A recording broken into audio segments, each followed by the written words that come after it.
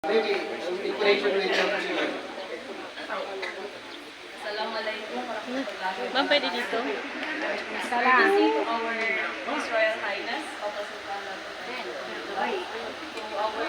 to my ever supporting Auntie Vicotrina Kabutalan, Vicotri Flora Hindi keda eh.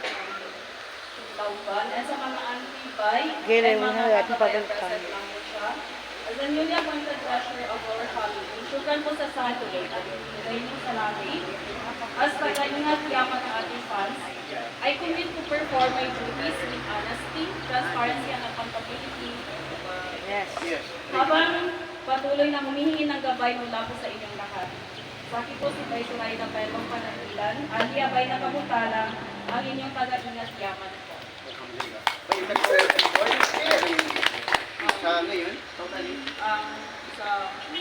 According to our report po, ang Royal Ladies Monthly Dues for 2025, annual po ito, annually, bali, Ma'am, pwede sa gitna. one po for the year, for the whole year, bali, ang total production po is 10,800. 10,800, yes. Royal Ladies na. Bali, 10 na po ngayon. Allow me to mention, hindi na.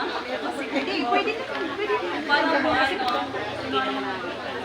Para mo yan. Ay, sige. Add mo na lang yan ba? Opo, bali 10 po lahat ng nakabayad.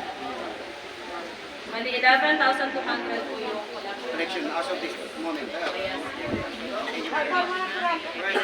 Ang ating treasurer, ano po yung pagkocontrol ng pera ng Royal Ladies in connection with Tata Sultan. Pamakayaan ko lang kami siya, kung magkasaling, para isaboy, ano magkasalingan na.